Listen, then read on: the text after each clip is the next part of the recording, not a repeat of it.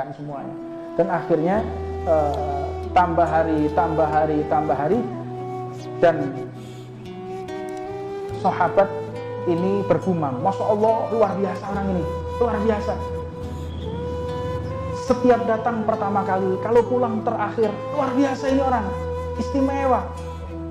Sampailah kepada Nabi Muhammad, ya Rasulullah, sahabat kita fulan ini luar biasa, istimewa, patuhnya luar biasa. Apa kata Rasulullah? Engkau salah. Aku lihat mukanya itu penuh dengan cakar-cakaran setan. Dia dicakar mukanya oleh setan, dia diludahi oleh setan. Ini orang duduk di majelisnya Nabi Muhammad, sholat di belakangnya Rasulullah, salaman bersentuhan dengan kulitnya Nabi Muhammad, mencium bau harumnya Rasulullah, matanya bisa melihat Nabi Muhammad. Tapi kok bisa mukanya diludahi oleh setan, mukanya dibuat cakar-cakaran oleh setan, kok bisa? Kaget para sahabat. Wa ma yantiqu 'anil hawa in huwa illa wahyun yuha. Tidaklah yang dikatakan Rasulullah kecuali adalah wahyu, ucapan. Enggak mungkin Rasulullah itu ketika berucap ini semaunya, enggak mungkin. Tapi yang kita lihat, dia tata sandal, dia datangnya luar biasa, bahkan fisiknya luar biasa. Nunduk di hadapan Nabi Muhammad, nunduk di hadapan para sahabat, duduk diam, enggak ada suaranya. Dia bagian ngatur. Tapi kata Rasulullah, diludahi oleh setan mukanya, dicakar mukanya oleh setan. Ini orang lihat Nabi Muhammad bisa seperti itu. Apa kesalahannya? Tanya para sahabat, kesalahannya apa ya Rasulullah? Dia telah menggunakan matanya, dia menggunakan kedua matanya untuk memandang remeh orang yang lain. Dia merasa lebih mulia daripada orang lain. Ketika masuk dalam majelis, dia merasa dirinya yang alim, dia merasa dirinya yang saleh, dia merasa dirinya yang lebih mulia daripada yang lainnya. Orang yang semacam ini, walaupun kumpul dengan Nabi, duduk bersama Nabi, tetap mukanya diludahi oleh setan. Nah, apalagi kita, mungkin mimpi aja belum kita sama Nabi, apalagi ya kodok, apalagi sadar dapat melihat Nabi jauh. Kadang-kadang sudah menggunakan mata ini merendahkan orang lain. Waliyadzubillah min dzalik. Untuknya penting kita menjaga kedua mata ini. Jangan kita gunakan mata ini untuk merendahkan orang lain. Jangan gunakan kedua mata ini untuk menilai buruk orang lain. Enggak ada manfaatnya. Kalau ada orang berbuat jelek, silahkan dia berbuat jelek. Hina perilakunya, jangan hina orangnya. Orang yang sudah menggunakan matanya ini dengan pandangan yang menghinakan orang lain, awas.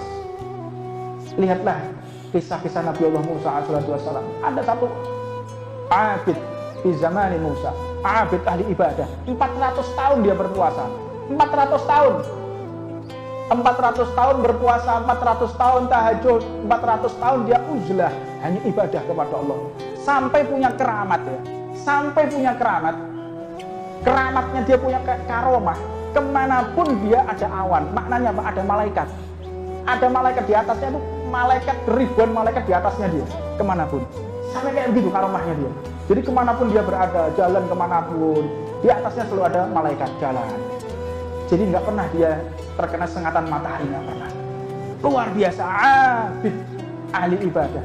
Suatu ketika di bulan puasa, bulan Ramadan ini bukan hanya untuk umat Nabi Muhammad, ada juga di zaman umat Nabi Allah Musa. Syahrul Siyam, bulan puasa ini Allah perintahkan bukan hanya untuk umat Nabi Muhammad, Nabi Allah Isa, Nabi Allah Musa, Nabi Allah Harun, semuanya mendapatkan kesempatan untuk berpuasa.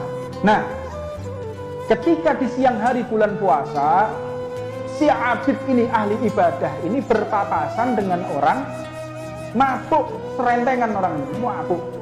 Si orang tadi dilihat orang tadi, ada si abid ahli ibadah, ada ahli ibadah, ada orang soleh, ada seorang wali. Apa kata orang yang mabuk tadi?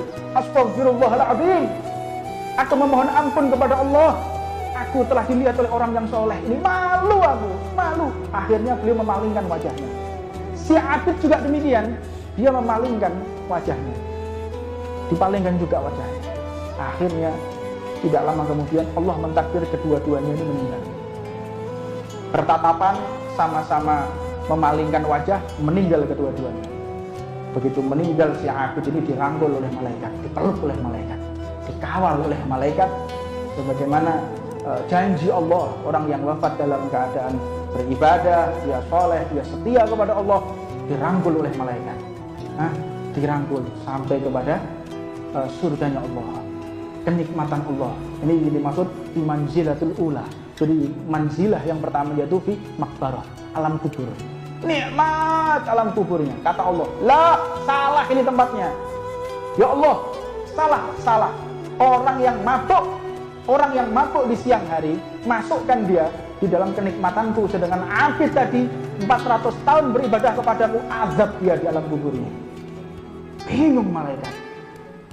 Ini malaikat Raqib dan Atid, Munkar dan Nakir gak paham ya Pak ya. Jadi ada hikmah di sini yang pertama. Munkar dan Nakir nggak ngerti, Raqib dan Atid nggak tahu. Yang dilihat hanya secara zahiriyahnya. Orang ahli ibadah, hati yang tahu hanya Allah Subhanahu wa Ta'ala. Ini malaikat nggak ngerti loh. Raqib, Atid yang kemana-mana ikut sama kita, yang nyatat amal baik amal buruk. Wa ma misqala dzarratin khairan yarah. Yang sebiji atom itu tertulis, Munkar dan Nakir, Raqib, Atid nggak ngerti. Raqib, Atid yang nulis kita itu nggak ngerti.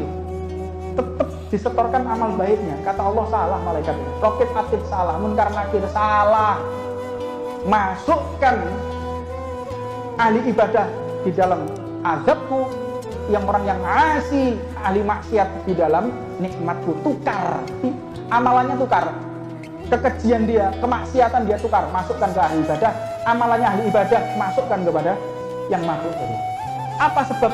Detik-detik terakhir ketika mereka berpapasan saling membuang muka, ahli ibadah ternyata ketika membuang muka mengatakan, sungguh hina orang ini, sungguh jelek orang ini, siang hari nggak puasa malah mabuk, nggak tahu diri, dicaci maki habis dalam hatinya, nggak sampai mulutnya loh ya. Cuman hati, nggak sampai keluar dari mulutnya, nggak sampai gawe status loh ini. Paham? Nggak sampai nulis nang status loh. Nang jero hati toh, nggak ada orang yang tahu. Nggak ada orang yang tahu, nggak sampai nulis. Cuma di Facebook ya, nggak nulis tuh Instagram. Nggak ada yang tahu.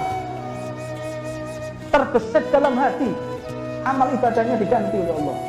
Bayangkan, makanya berhati-hatilah kita menggunakan mata, yang kedua kita menggunakan hati.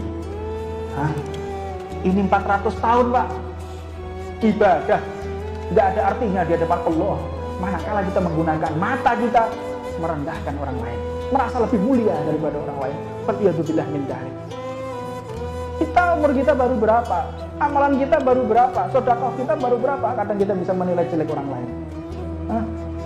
Tugas kita berdakwah sebagaimana ajaran guru-guru kita Habib Umar bin Habib, ajaran daripada Habib Jamal. Boleh kalian itu mendiskusikan kejelekan orang lain dengan catatan engkau tidak suka dengan perbuatannya, bukan dengan orangnya. Jangan kau sebut-sebut orangnya, jangan kau caci-caci maki orangnya. Enggak seperti itu akhlak Rasulullah, enggak seperti itu akhlak Nabi Muhammad itu. Kalau ada orang berbuat baik, dia ikuti. Ada orang berbuat jelek, dia berusaha bagaimana orang ini berbuat baik. Karena ingat, tujuan Nabi Muhammad SAW diutus di muka bumi ini mengevakuasi manusia yang semula di neraka, bagaimana dia bisa caranya masuk surga.